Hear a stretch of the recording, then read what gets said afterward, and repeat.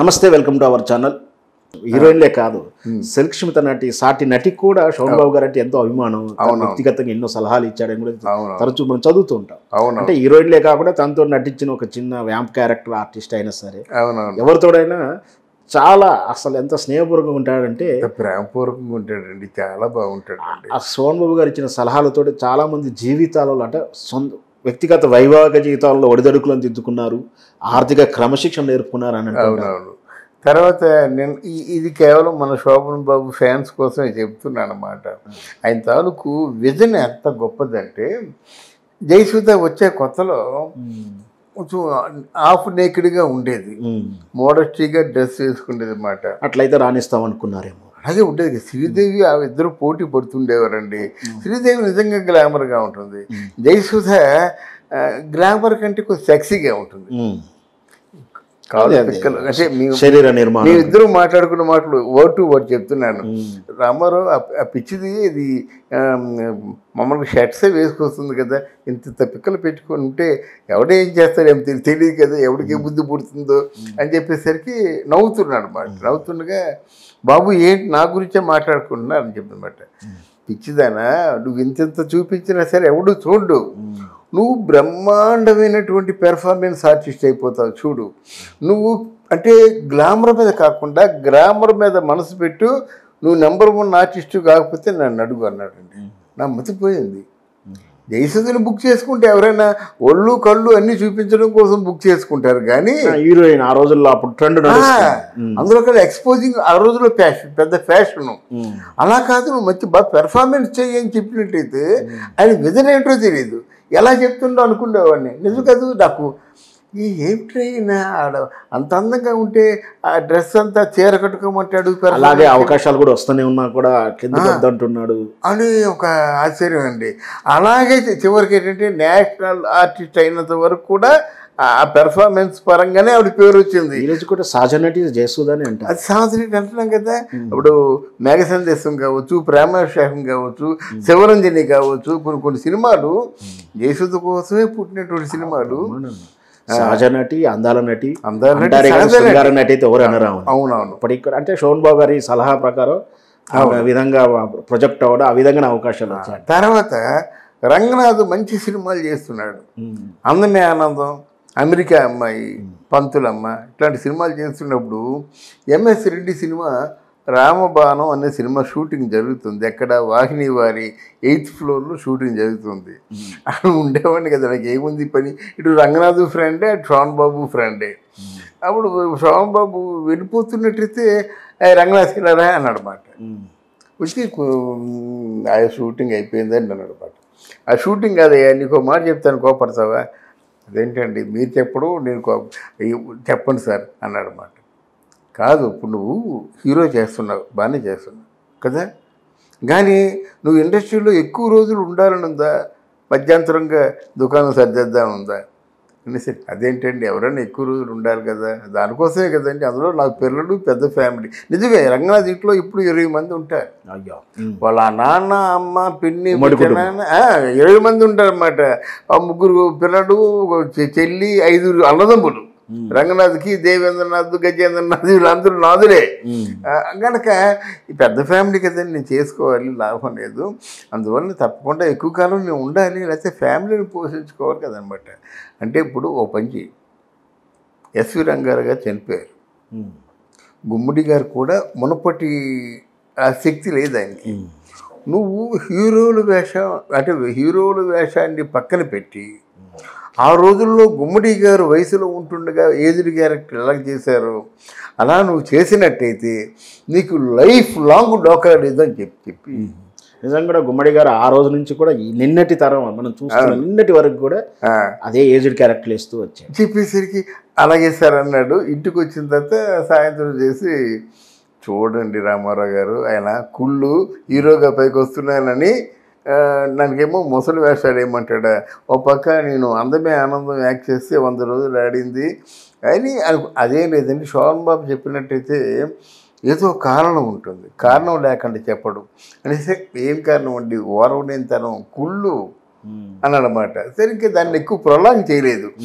నాకు నేర్చుకున్న గుణం ఏంటంటే శోభన్ బాబు దగ్గర మంచి ఉంటే మాట్లాడదాం, చెడు ఉంటే మన మనసులో దాచుకుందాం, మనకెందుకు దానికి. ఆయన చెడుతో మనకి నష్టం లేదు కదా, ఆయన చెడు ఆయనకే దెబ్బతీస్తుంది.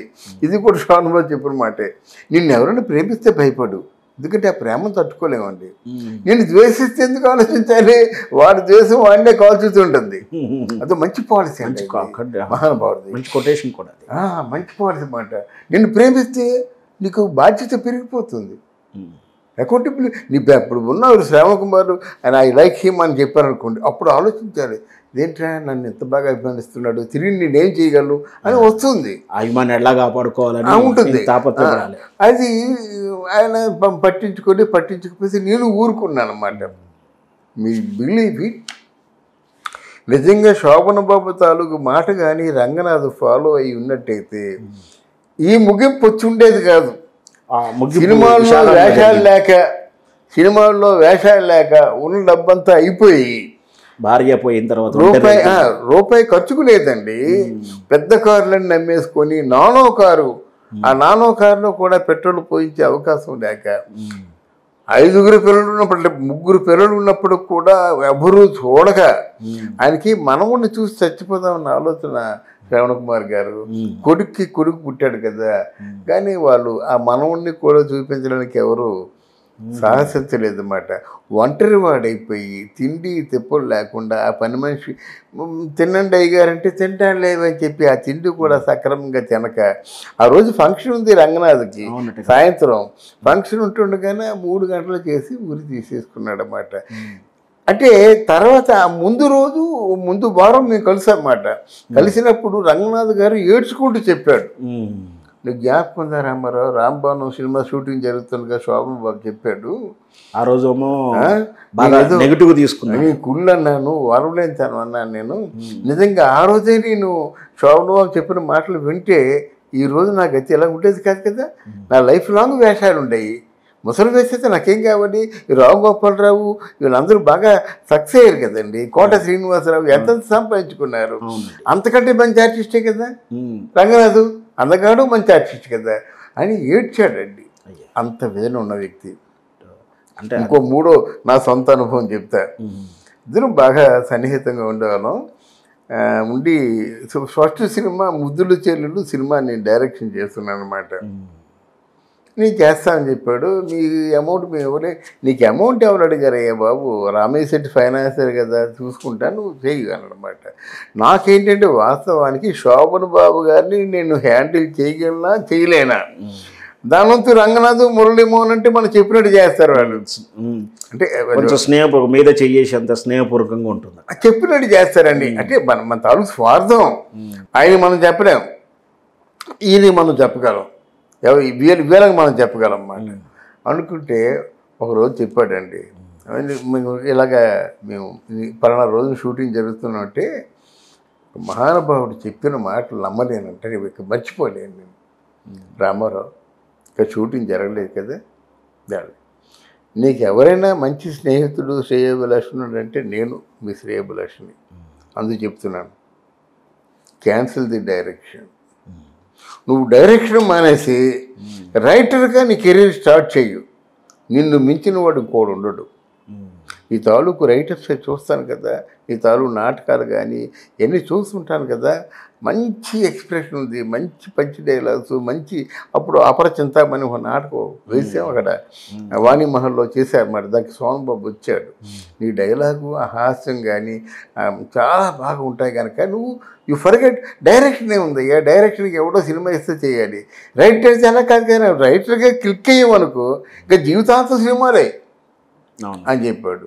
నా దురదృష్టం కాకపోతే దాన్ని తృణీకరించేసి నేను సినిమా చేశాను ముద్దుల చెల్లెలు. అయితే అదృష్టం బాగుంటే ఆ సినిమా 100 రోజులు ఆడింది. తర్వాత 2వ సినిమా 3వ సినిమా దెబ్బతిన్నా కానీ మొదటి సినిమా ఆడింది. తర్వాత ఆయన చెప్పాడన్నమాట, ఎప్పటికైనా చెప్తున్నాను నేను అని. మిగతా పిల్లల చదువు విషయంలో అన్ని విషయాల్లో ఆయన్నే ఫాలో అయ్యాను నేను, ఆయన్నే ఫాలో అయ్యాను. ఈరోజు ఐఎమ్ ది హ్యాపీయెస్ట్ పర్సన్ నేను అది అలాగే మిగతా ల్యాండ్స్ కానీ పర్చేజింగ్ కానీ అన్నీ కూడా ఆయన్నే ఫాలో అయ్యేవన్నమాట. అసలు ఇక్కడ ఉంటుండగా వైజాగ్లో ల్యాండ్స్ కొనడం ఏంటండి ఆయన ఇన్ఫ్లుయెన్స్ కాకపోతే. ఇక్కడ నేను ఉంటుండగా అప్పుడు బైఫరికేషన్ జరుగుతుందని తెలీదు. నాకేంటంటే ల్యాండ్ కొంటే ధన్యులు అయిపోతారు. 1980లోనే రియల్ ఎస్టేట్ వ్యాపారం ముందు చూపు ఎలా ఉంటుందో అని అంచనా వేసి నేను 84లో కొన్నాను. నేను విశాఖపట్నంలో 84లో కొన్నట్టయితే ఎంతది 25 లక్షలతో కొన్నట్టయితే ఇప్పుడు 5-6 కోట్లు ఉంటుంది వైజాగ్లో. కనీసం 10 కోట్లు ఉంటుంది, 5-6 కోట్లు కనీసం ఉంటుంది చేయడం వేసుకున్నా సరే. తర్వాత 1,40,000 కొన్నాను అచ్యుతాపురంలో. ఈరోజు 40 లక్షల పైన ఉంది. 1,28,000 రూపాయలు సెంటు కొన్నాం, 20 లక్షల సెంటు ఉంది. అంటే ఏ విధంగా చూసినా కెరియర్ చూసినా ఆర్థిక సలహాలు చూసినా వ్యక్తిగతంగా కెరియర్లో ఎక్కడ నిలదొక్కుంటారు ఈ విధంగా ఏది చూసినా కూడా చాలా మెచ్యూరిటీ లెవెల్లోనే సలహాలు ఇచ్చారు. అవునండి. ఆయన ఈరోజు నా పిల్లలు ఇలా ఉన్నారంటే నా పిల్లలు బాగా చదివించానమాట. అప్పుడు ఆయన కూడా గొప్పతనం ఏంటంటే అందరూ చూస్తారు కానీ ఆయన మనసులో కోరిక ఉండిపోయిందండి. ఇవన్నీ సూటిగా వాళ్ళ ఫ్యాన్స్కే చెప్తున్నాను అనమాట. కాంచనమాల అనే ఆర్టిస్ట్ మీరు వినే ఉంటారు. ఆయనకు ఒక కోరిక ఉండిపోయింది, కాంచనమాలని దగ్గర నుంచి చూడాలని, కాంచనమాలని గాలి వెంకటేశ్వరరావు గారిని సన్మానం చేయాలని ఫిలిం ఛాంబర్కి పిలిపించాడండి మద్రాసులో. మరి నేను ఆస్థాన విద్వాంసుని కదా, నన్ను మా మిస్సెస్ని మా పిల్లల్ని రమ్మని చెప్పాడు. వెళ్ళాం. ఆ కాంచనమాల పక్కనే ఉన్నాడు. ఉండి ఎంత అంటే అప్పటికి సరిగ్గా మతిస్థిమితం లేదు. సరిగ్గా ఏంటి అసలు చాలా బాధపడేవాడు కాంచనమాల. నేను శోభన్ బాబుని గుర్తుపట్టాను కూడా అంటే కూడా గుర్తుపట్టకపోవడాలు. అయితే మీకు మిగతా వాళ్ళకి శోభన్ బాబుకి ఉన్నటువంటి డిఫరెన్స్ చెప్తున్నాను అన్నమాట. సినిమా చూసిన 2.5 గంటలు కూడా కాంచనమాల గారి చెయ్యి శోభన్ బాబు చేతిలోనే ఉందండి. ఏ ఆర్టిస్ట్కైనా ఆ స్పర్శను మించిన ప్రేమ ఏముంటుందండి. సినిమా అయిపోయింది. సినిమా అయిపోతుంటే బాగా నాకు గుర్తు శోభన్ బాబుతో పాటు ఉమామహేశ్వర్ వచ్చాడు. ఏం సినిమా సార్ అది? మాలపిల్ల కదా కాంచనమాల. ఆ సినిమా అయిపోయి ఇలా బయటకు వచ్చి చేయి పట్టుకొని తీసుకొచ్చాడు. అలా తూలిపోతుంది కదా, చెంపకు చేరడేసి కళ్ళు ముసలమ్మ అయిపోయినా సరే ఇలా చూస్తుంది.